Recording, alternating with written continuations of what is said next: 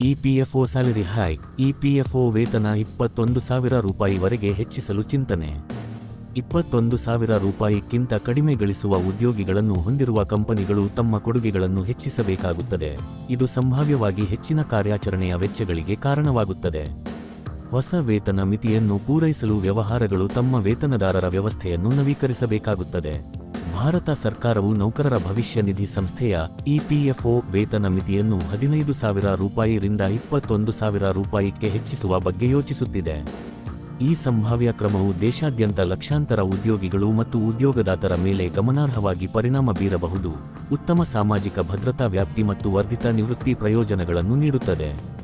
ಹೆಚ್ಚಿನ ಉದ್ಯೋಗಿಗಳು ಇಪಿಎಫ್ ಯೋಜನೆಯಡಿಯಲ್ಲಿ ಬರುವುದರಿಂದ ಈ ಪ್ರಸ್ತಾವಿತ ವೇತನ ಹೆಚ್ಚಳವು ಆರ್ಥಿಕ ಭದ್ರತೆಯನ್ನು ಸುಧಾರಿಸುವ ಗುರಿಯನ್ನು ಹೊಂದಿದೆ ಮತ್ತು ಉದ್ಯೋಗದಾತರಿಗೆ ಕೆಲವು ಹೆಚ್ಚುವರಿ ಆರ್ಥಿಕ ಜವಾಬ್ದಾರಿಗಳನ್ನು ಸಹ ನೀಡುತ್ತದೆ.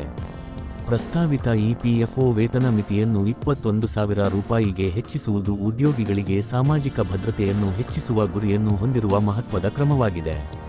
ಇದು ಲಕ್ಷಾಂತರ ಕಾರ್ಮಿಕರಿಗೆ ಉತ್ತಮ ನಿವೃತ್ತಿ ಉಳಿತಾಯವನ್ನು ಪಡೆಯಲು ಸಹಾಯ ಮಾಡುತ್ತದೆ, ಆದರೆ ಉದ್ಯೋಗದಾತರ ಮೇಲೆ ಆರ್ಥಿಕ ಹೊರೆಯನ್ನು ಹೆಚ್ಚಿಸುತ್ತದೆ.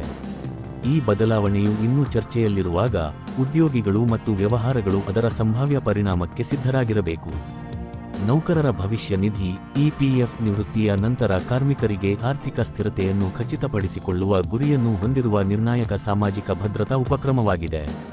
ಪ್ರಸ್ತುತ ತಿಂಗಳಿಗೆ 15,000 ರೂಪಾಯಿವರೆಗೆ ಗಳಿಸುವ ಉದ್ಯೋಗಿಗಳು ಮಾತ್ರ ಕಡ್ಡಾಯವಾಗಿ ಇಪಿಎಫ್ ವ್ಯಾಪ್ತಿಗೆ ಬರುತ್ತಾರೆ.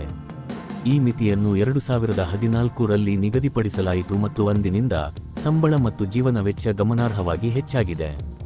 ಮಿತಿಯನ್ನು 21,000 ರೂಪಾಯಿಗೆ ಹೆಚ್ಚಿಸುವ ಮೂಲಕ ಸರ್ಕಾರವು ಹೆಚ್ಚಿನ ಉದ್ಯೋಗಿಗಳಿಗೆ ಇಪಿಎಫ್ ಪ್ರಯೋಜನಗಳನ್ನು ವಿಸ್ತರಿಸುವ ಗುರಿಯನ್ನು ಹೊಂದಿದೆ. ಇದು ನಿವೃತ್ತಿಗಾಗಿ ಹೆಚ್ಚಿನ ಉಳಿತಾಯವನ್ನು ಮಾಡಲು ಸಹಾಯ ಮಾಡುತ್ತದೆ. ಹೆಚ್ಚುವರಿಯಾಗಿ, ಈ ಬದಲಾವಣೆಯು ನೌಕರರ ಪಿಂಚಣಿ ಯೋಜನೆ ಇಪಿಎಸ್ ಅಡಿಯಲ್ಲಿ ಬರುವವರಿಗೆ ಪಿಂಚಣಿ ಪಾವತಿಗಳನ್ನು ಹೆಚ್ಚಿಸುತ್ತದೆ.